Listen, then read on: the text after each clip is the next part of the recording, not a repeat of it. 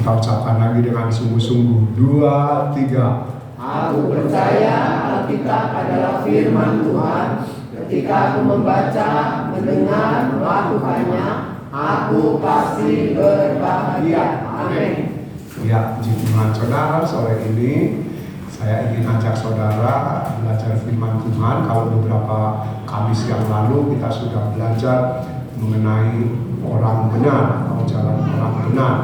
Ya, nah sore ini kita akan belajar dari firman Tuhan jalan orang fasik.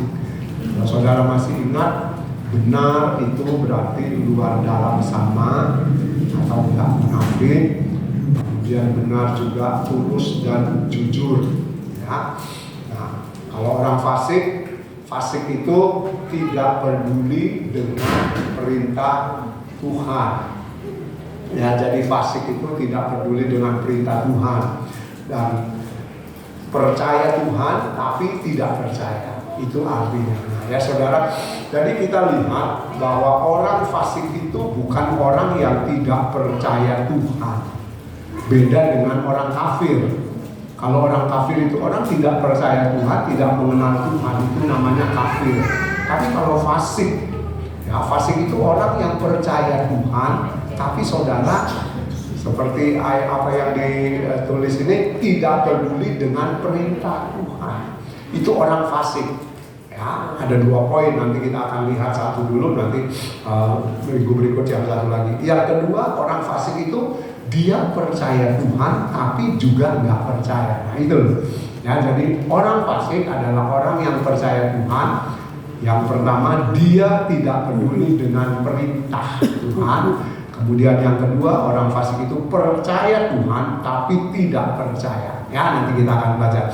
Nah, jadi yang pertama dulu kita akan belajar sore ini ya, sama-sama. Kita buka Ibrani pasal 3. Jalan orang fasik. Jadi kita belajar Ibrani pasalnya yang ketiga ayat 15 dan ayatnya yang ke-16. Jadi ini kita akan lihat orang fasik atau jalannya itu ya adalah orang yang tidak peduli dengan perintah firman Tuhan atau perintah Tuhan. Ibrani pasal 3 ayatnya yang ke-15 dan ayat yang ke-16. Saya tunggu sampai semua dapat ya. Ibrani pasal 3 ayat 15 dan 16. Saudara baca ayat 16, saya baca ayat yang ke-15-nya ya. Ayat 15 saya akan baca.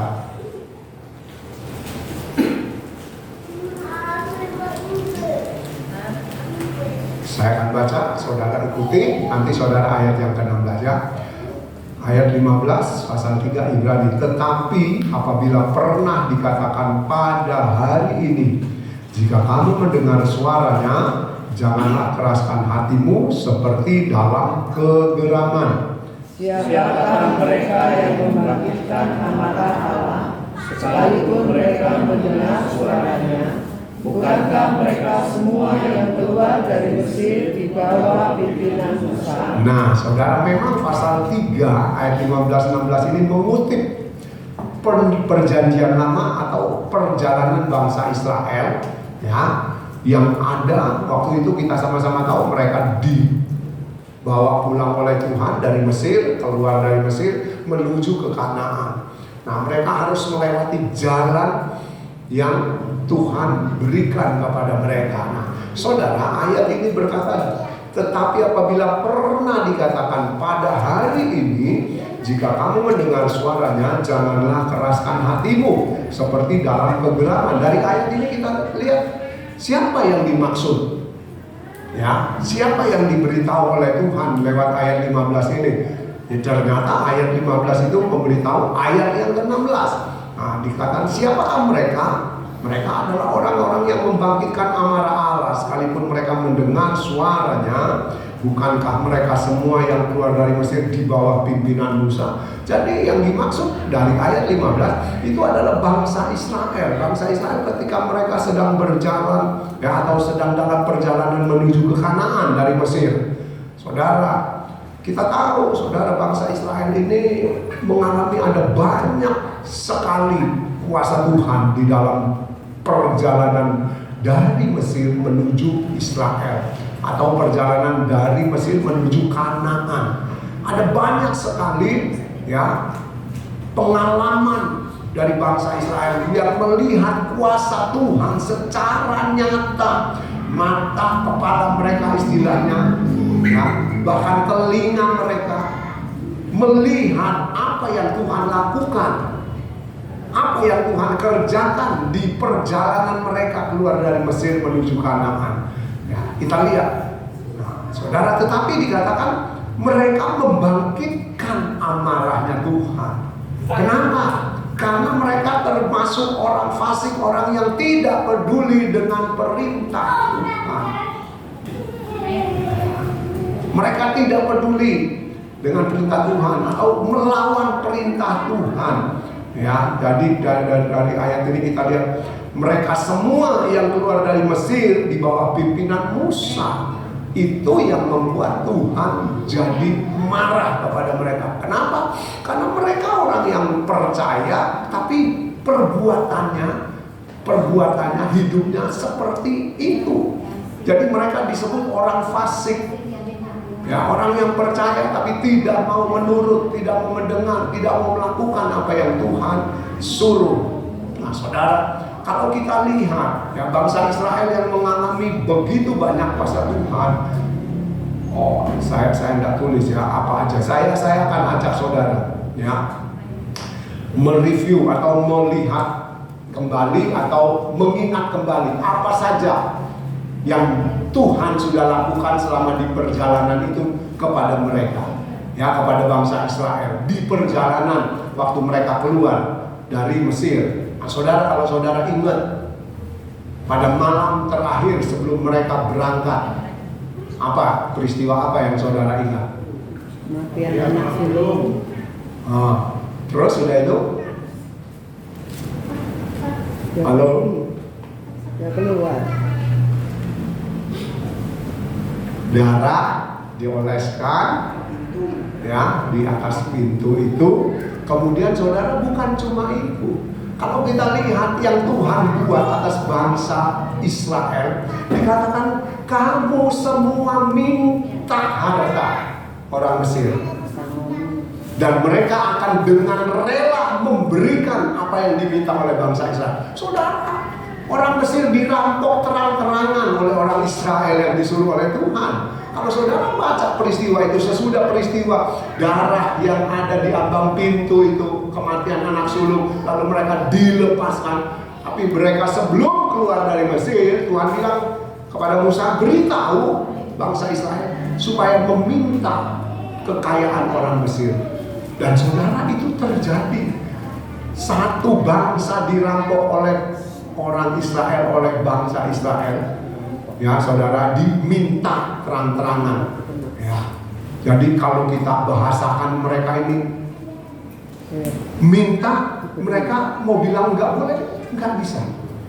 Ya, jadi mereka dapat, mereka minta, mereka bawa di perjalanan untuk menuju ke Kanaan. Nah, itu peristiwa yang pertama. Saudara, kemudian sesudah keluar dari Mesir, peristiwa yang mereka hadapi, kalau saudara ingat, mereka harus melewati Laut Kolsom.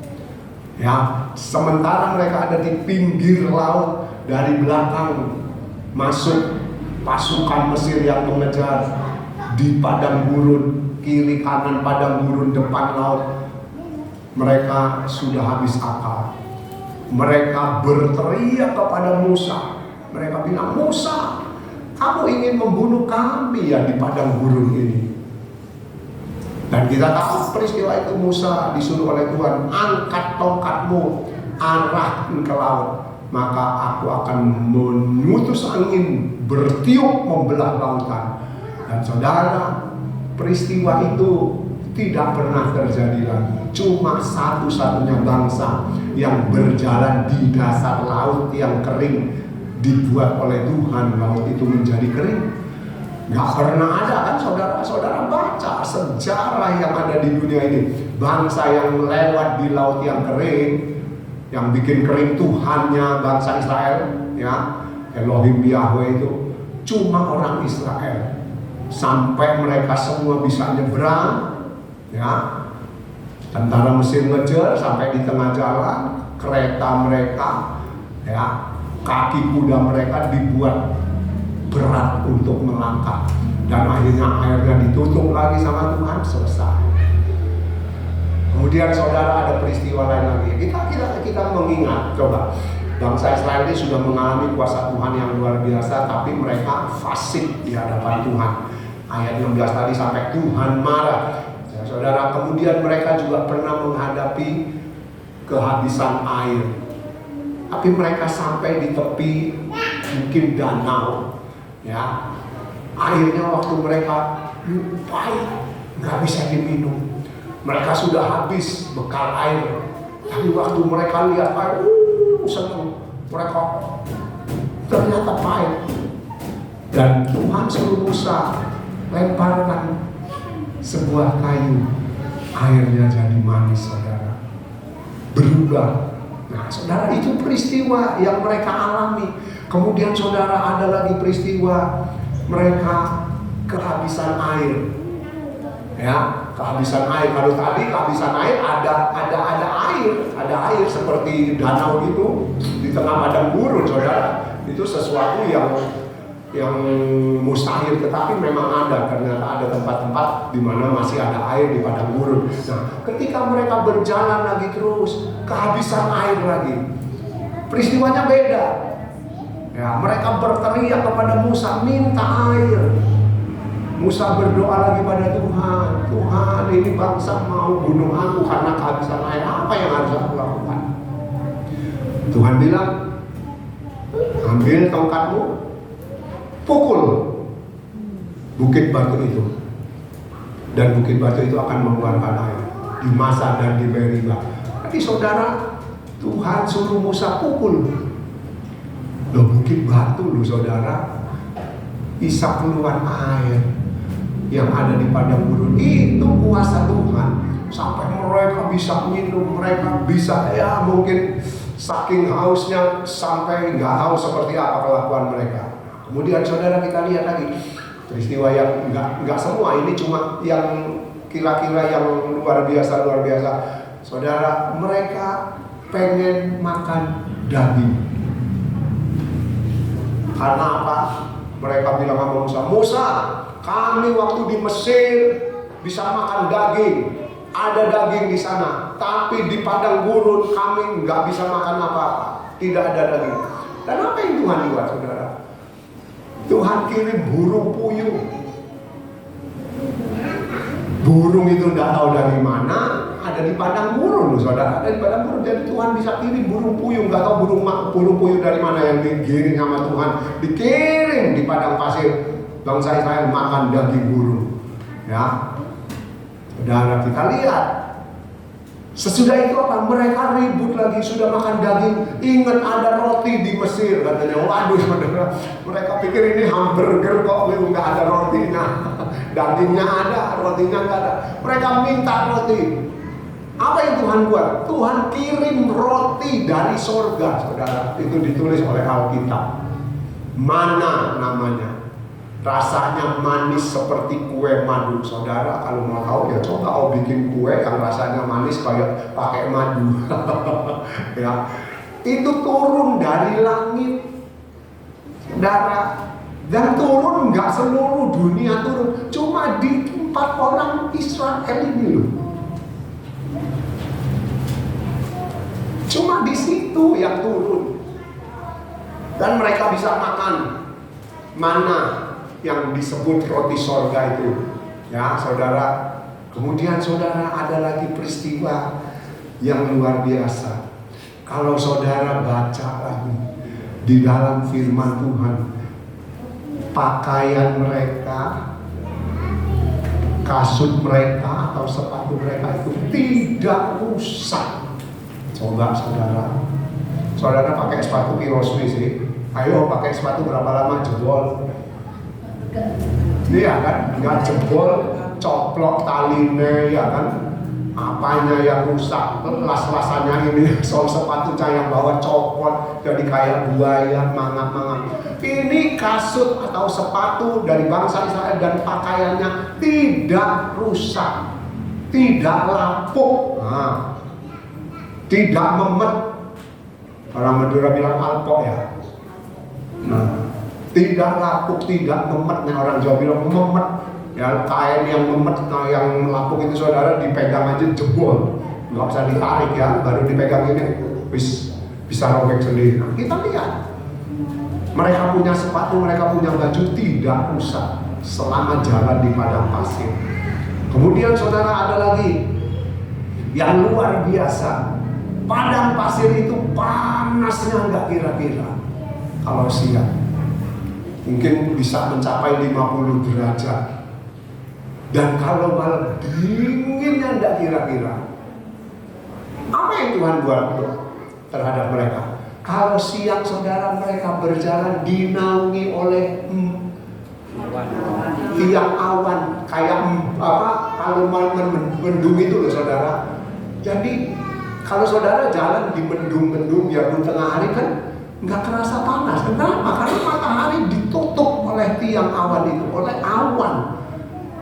Saudara, siang hari mereka berjalan dinaungi oleh awan mendung itu atau awan yang menutupi matahari supaya kepala mereka tidak cekot-cekot, tidak pelengan ya saudara.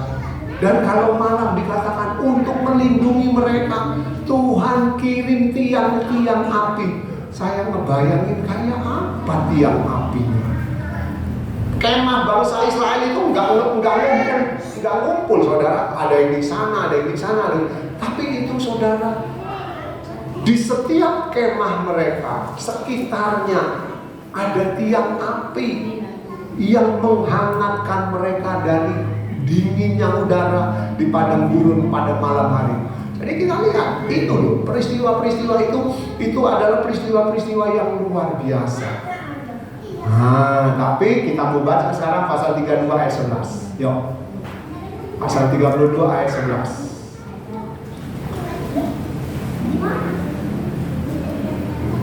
Pasal 32 ayat 11 bilangan. Ya, kita baca ya. Kita sudah lihat peristiwa ya, walaupun tidak semua peristiwa yang terjadi di padang gurun, tapi kita lihat kuasa Tuhan dinyatakan atas hidup bangsa Israel di dalam perjalanan mereka menuju Kanaan, keluar dari Mesir. Sekarang pasal 32 ayat 11 bilangan ya. Sudah dapat semua? Kita baca sama-sama ya. Ayat 11 32 pasalnya bilangan. Yuk, 2 3. Bahwasanya orang-orang yang telah berjalan dari Mesir yang berumur 20 tahun ke atas tidak akan melihat negeri yang dijanjikan dengan bersumpah kepada Abraham, Ishak dan Yakub. Oleh karena mereka tidak mengikuti aku dengan sepenuh hatinya. Nah, saudara, kita lihat orang fasik itu adalah orang yang percaya Tuhan tapi tidak mengabaikan atau tidak peduli dengan perintah Tuhan. Ya. Nah, sekarang kita lihat bangsa Israel tadi, mereka keluar dari Mesir, dipimpin oleh Tuhan, peristiwa. Kuasa Tuhan dinyatakan kepada mereka di perjalanan. Dan mereka sudah mengalami peristiwa itu. Mata mereka melihat, telinga mereka mendengar. Jadi mata kepala mereka melihat ini yang Tuhan buat. Tapi mereka tidak mau nurut. Ya saudara, maka dikatakan ayat 11:32 bahwasanya orang-orang yang telah berjalan dari Mesir yang berumur 20 tahun ke atas tidak akan melihat negeri yang kujanjikan dengan bersumpah pada Abraham, Ishak dan Yakub, oleh karena mereka tidak mengikuti aku dengan sepenuh hati. Ya, jadi tadi fasik yang pertama, tidak peduli dengan perintah Tuhan atau tidak mau nurut, tidak mengikuti perintah Tuhan. Nah, saudara, kita lihat yang dialami apa? Mereka tidak boleh masuk Kanaan. Semua yang 20 tahun ke atas waktu keluar dari Mesir, nah saudara, umur 20 ke bawah Enggak apa-apa. 20 tahun ke atas enggak boleh masuk. Kenapa? Karena mereka enggak mau menurut. Sudah lihat kuasa Tuhan, perbuatan Tuhan, mujizat Tuhan, pertolongan Tuhan. Pokoknya sebut dah apa yang Tuhan sudah lakukan di perjalanan. Mereka enggak mau nurut. Mereka enggak mau peduli. Mereka masa bodoh, enggak mau melakukan apa yang Tuhan suruh. Akhirnya mereka semua mati di padang gurun. Sampai Musa katut, saudara. Musa tuh katut sama Harun yang pimpin mereka keluar dari Mesir. Cuma 2 orang yang sisa, apa? Yosua dan Kaleb. Cuma 2 orang umur 20 tahun ke atas yang diizinkan Tuhan masuk ke Kanaan. Yosua dan Kaleb. Yang lain mati 20 tahun ke atas. Nah, saudara, kita lihat. Jadi saudara, dari peristiwa ini ya saudara, kita belajar ketika kita tidak peduli dengan perintah Tuhan. Halo, kita tidak mau melakukan perintah Tuhan, saudara dan saya termasuk orang fasik. Ini sesuai firman Tuhan loh. Kalau kita udah dengar firman Tuhan, tahu firman Tuhan, diajar oleh firman Tuhan, ngerti, terus kita tidak mau, kita termasuk orang fasik. Dan akibatnya saudara, ya mungkin saudara sama saya nggak sedang dalam perjalanan menuju Kanaan, enggak, tapi kita sedang menuju kerajaan sorga, Kanaan sorga, Kanaan kekal, Kanaan yang rohani, ya.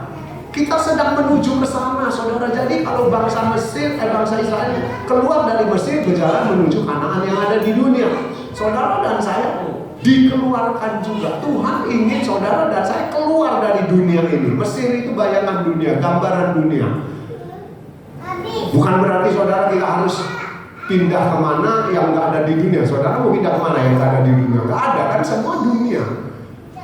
Kecuali mati. Pindah tempat memang, pindah alam, pindah tempat, ya. Nah, tapi Tuhan mau saudara dan saya ini keluar dari Mesir. Mesir ini, dunia ini dengan segala keindahannya, dengan segala dosa yang ada, dengan segala tawaran yang ada. Ayo, kita mau sama-sama tinggalkan ini. Ayo jalan bareng menuju ke kerajaan sorga, ya. Supaya kita tidak mati nanti.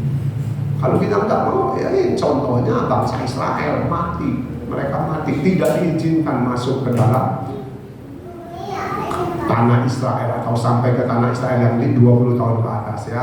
Jadi siapapun kita, kedudukannya seperti apapun, ya saudara, kita jangan sampai tidak mau peduli dengan perintah Tuhan. Kita sudah belajar banyak, saudara. Kita sudah mengerti, ya. Karena tidak peduli dengan perintah Tuhan itu sama dengan melawan Tuhan.